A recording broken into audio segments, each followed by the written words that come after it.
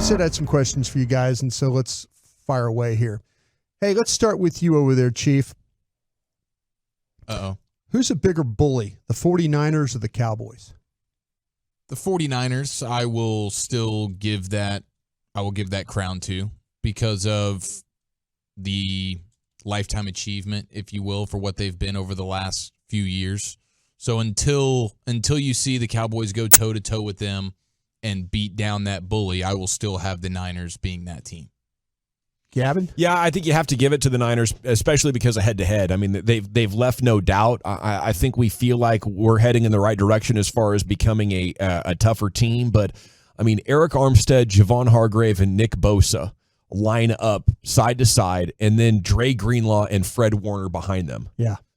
So I'm going to tip my cap to that with all due respect to what the Cowboys bring to the table. I will say this. I think the 49ers are the bullies here, but I think Dallas is building a tough team. Agreed. I think that there's been some questions about, we always, every year we ask Jerry and Steven and Will those questions about, the roster and how they do it.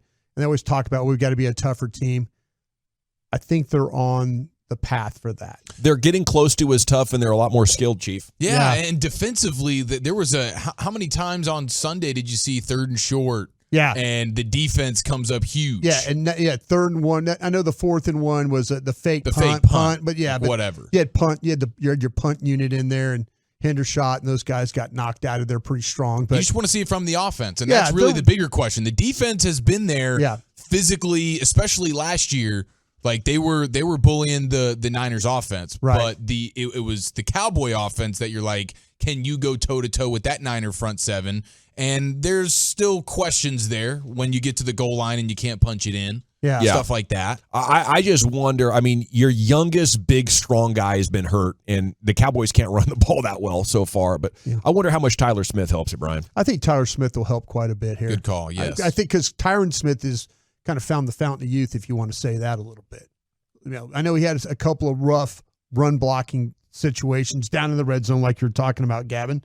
But overall, the pass protection side, I think one pressure in two games. Yeah, I think he's 1 or 2 to Pro Football Focus. That's opposite tackles. He's probably not athletic enough though to get to that level consistently. Tyron. I think you're right about that. He needs a little help from a young guy. Gavin, I'll ask you this question. Yeah. Open to any thoughts of what's going on with Michael Gallup? I am open to it. I'm open to any thoughts you have. Oh, you're open to mine? Yeah, okay. I'm open to your thoughts. I think he's fine. I think he might need to be traded to a team that's going to use him like the Cowboys used to use him. What we're seeing now is the offense change to close to line of scrimmage.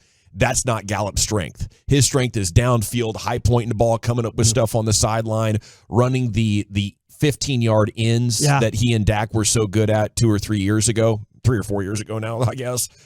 So I wonder if the offense has changed away from what he does best a couple of games in.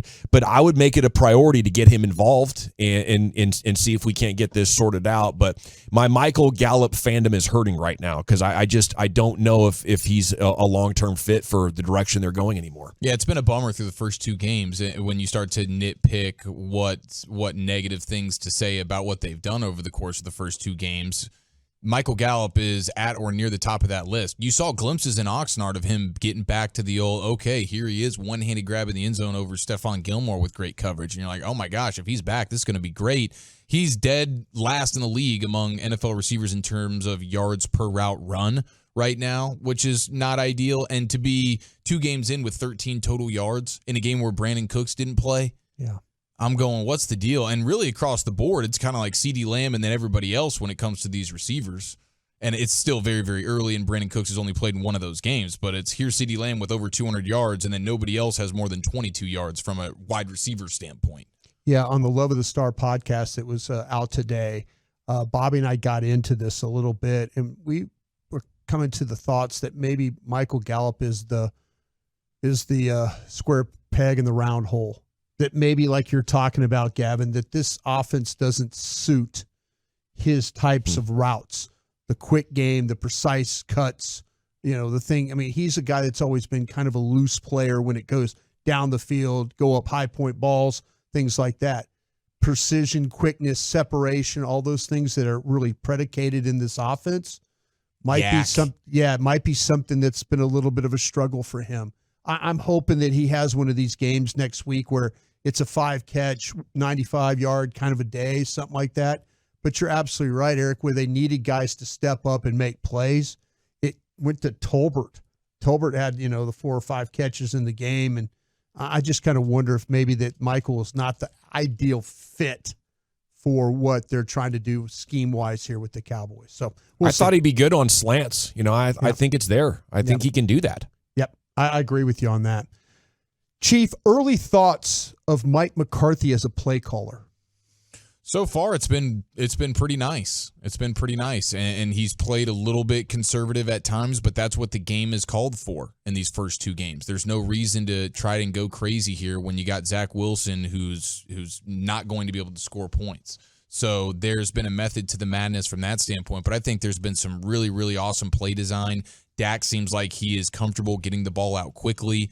And I've been really impressed with what I've seen moving CeeDee Lamb around, get him matched up on linebackers, making CeeDee Lamb a focal point of your offense. Like I think there is a lot to like early on here. Gavin? Yeah, I'm pretty dang happy. I go figure, the guy that actually won the Super Bowl and worked with some of the best quarterbacks from Joe Montana, Drew Brees, and so on and so forth, now has the lifetime of experience to know exactly what Dak needs. And maybe what this offense needed. And Kellen Moore, a younger guy trying to prove himself. I just think you're getting a wisdom. And the numbers bear it out. Top EPA per play in the league. Yeah. And Dak, top total QBR in the league. It's not explosive, but it's very efficient. And I think maybe some fans or even media are kind of their expectations are too high for what great quarterbacking should look like. Yeah. If it's not 400 yards, then it's well, where's the big plays? It's that's pretty much what it looks like. Right. What he's been doing. 3 bad plays in the entire day. If you want to nitpick that, I think it's defining you as a hater. And maybe spoiled. I feel like my biggest questions is this offensive staff with all the turnover, where they're going to be a steep learning curve. Right now, it appears that the offensive line coach has done a nice job.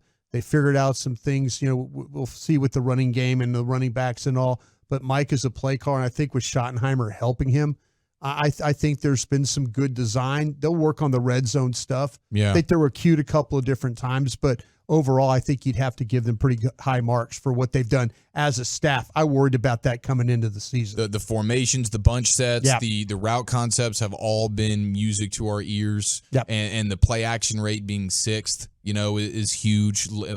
Kellen Moore it was just volatile. He never really had an identity. They're coming out there, dude, we're going to do play action, and our quarterback's going to be a beast at it. And on 3rd down, we know how to dial it up to make it easy on our quarterback as well, who's already a beast on 3rd down. It's been great.